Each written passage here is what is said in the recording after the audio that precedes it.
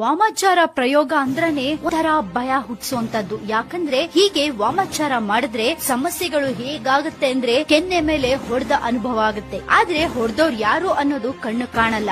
ಎದುರು ನಿಂತು ಹೊಡೆದಾಡೋ ಶತ್ರು ಆದ್ರೆ ಹೇಗೋ ಎದುರಿಸಬಹುದು. ಆದ್ರೆ ಹೀಗೆ ಕಣ್ಣಿಗೆ ಕಾಣದೆ ತೊಂದರೆ ಕೊಡೋರ್ನ ಎದುರಿಸೋದಾದ್ರೂ ಹೇಗೆ? ತುಂಬಾ ಜನಕ್ಕೆ ತಮ್ಮೇಲೇನೆ ಮಾಟ ಮಾಡಿಸಿದ್ದಾರೆ ಅಂತ ಗೊತ್ತಿದ್ರು ಅನುಮಾನ ಇದ್ರು ಹೇಳ್ಕೊಳಕ್ಕೆ ಅದೇನೋ ಒಂಥರ ಸಂಕೋಚ. ಸೊ ನಿಮ್ಗೋಸ್ಕರ ಈ ವಿಡಿಯೋ ಖಂಡಿತ ಹೆಲ್ಪ್ ಆಗತ್ತೆ. ಮಾಟ ಮಾಡಿಸಿದ್ರೆ ಯಾವ ರೀತಿ ಎಲ್ಲಾ ಲಕ್ಷಣಗಳು ಕಾಣಿಸುತ್ತೆ, ಹಾಗೆ ಅದಕ್ಕೆ ಪರಿಹಾರ ಏನ್ ಮಾಡ್ಕೋಬಹುದು ಅನ್ನೋದನ್ನ ಈಗ ಈ ವಿಡಿಯೋದಲ್ಲಿ ಹೇಳ್ತಿದ್ದೀನಿ, ಕೇಳಿಸ್ಕೊಡಿ. ಇಂಥ ಮಾಟದ ಸಮಸ್ಯೆಗಳು ಜಾತಕದಲ್ಲಿ ಗೊತ್ತಾಗೋದಿಲ್ಲ. ಮೊದಲನೇದಾಗಿ ಮುಖದಲ್ಲಿ ವಿಕಾರತೆ ಇರುತ್ತೆ. ವಾಮಾಚಾರ ಪ್ರಯೋಗ ಆಗಿದೆ ಅಂದ್ರೆ ದೈಹಿಕ ಬದಲಾವಣೆಗಳು ಮೊದಲ ಹಂತದಲ್ಲಿ ಗೋಚರವಾಗುತ್ತೆ. ವಿಪರೀತ ಕೂದಲು ಇರುತ್ತೆ, ಮುಖದಲ್ಲೊಂದು ವಿಕಾರತೆ ಕಾಣಿಸುತ್ತೆ. ದಿನವೂ ಗಮನಿಸೋರ್ಗೆ ಈ ಬದಲಾವಣೆ ತುಂಬಾ ಬೇಗ ಗೊತ್ತಾಗುತ್ತೆ. ಜೀವಕಳೆ ಅಂತ ಏನ್ ಹೇಳ್ತೀವಿ ಅದು ಇಲ್ಲದಂತಾಗತ್ತೆ. ಇನ್ನು ಊಟದಲ್ಲಿ ಪದೇ ಪದೇ ಕೂದಲು ಸಿಗ್ತಾ ಇರುತ್ತೆ. ಇದ್ ಯಾವ ಪರಿಯಲ್ಲಿ ಅಂದ್ರೆ ಖಂಡಿತ ಅನುಮಾನ ಮೂಡುವ ಮಟ್ಟಕ್ಕಿರುತ್ತೆ. ಆಹಾರದಲ್ಲಿ ಆಗೊಮ್ಮೆ ಈಗೊಮ್ಮೆ ಅಪರೂಪಕ್ಕೆ ಕೂದಲು ಸಿಗೋದು ಬೇರೆ, ಆದ್ರೆ ವಾಮಾಚಾರ ಪ್ರಯೋಗ ಆಗಿದ್ರೆ ಅದರ ಪರಿಣಾಮನೇ ಬೇರೆ. ಇನ್ನು ಮನೆಯಲ್ಲಿ ಬಳಕೆಯಾಗುವ ಸ್ಥಳದಲ್ಲಿ ಪೊಟ್ಟಣ ಕಟ್ಟಿರುವಂತೆ ಕುಂಕುಮ, ಅರ್ಶನ, ನಿಂಬೆಹಣ್ಣು, ಗೊಂಬೆ, ಭಸ್ಮ, ದಾರ,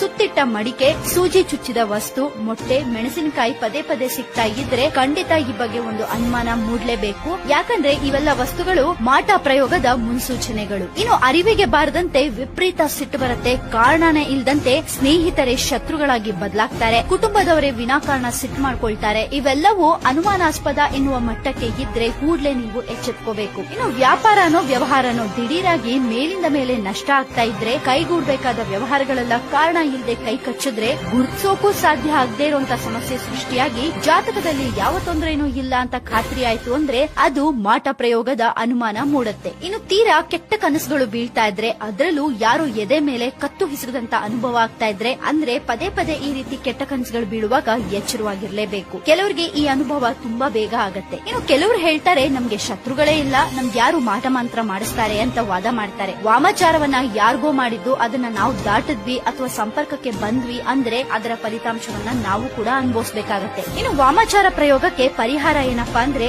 ಇದು ಪ್ರಶ್ನಶಾಸ್ತ್ರ, ಕವಡೆ ಶಾಸ್ತ್ರ ಅಥವಾ ತಾಂಬೂಲ ಶಾಸ್ತ್ರ ಮೂಲಕ ಈ ಮಾಟ ಪ್ರಯೋಗ ಆಗಿದ್ಯಾ ಇಲ್ವಾ ಅನ್ನೋದು ತಿಳ್ಕೋಬೇಕು. ಅದಾದ್ಮೇಲೆ ಅದ್ ಯಾವ ಪ್ರಮಾಣದ್ದು ಅಂತ ತಿಳ್ಕೊಂಡು ಚಂಡಿಕಾ ಪಾರಾಯಣ, ದೀಪ ನಮಸ್ಕಾರ ಪೂಜೆ, ಕೇರಳೀಯ ತಂತ್ರ ಹೋಮದ ಮೂಲಕ ಆಕರ್ಷಣ, ಉಚ್ಚಾಟನ, ಸುದರ್ಶನ ಹೋಮ, ಅಗೋರನ ಆರಾಧನೆ, ಹೀಗೆ ನಾನಾ ಬಗೆ ಪರಿಹಾರ ಮಾಡ್ಕೋಬೇಕಾಗತ್ತೆ. ಶಾಶ್ವತ ಪರಿಹಾರವಾಗಿ ರಕ್ಷಾ ಹೋಮಗಳನ್ನ ಮಾಡ್ಕೋಬೇಕಾಗತ್ತೆ. ಈ ಬಗ್ಗೆ ಜ್ಞಾನ, ಪಾಂಡಿತ್ಯ, ತಿಳುವಳಿಕೆ ಇರೋರ ಹತ್ರನೇ ತೆರಳಿ ಸಮಸ್ಯೆ ಪರಿಹರಿಸಿಕೊಳ್ಳೋದು ತುಂಬಾ. ಪಂಡಿತ್ ಮೋಹನ್ ದಾಸ್ ಗುರೂಜಿ ಇಂದೇ ಕರೆ ಮಾಡಿ 7411472380.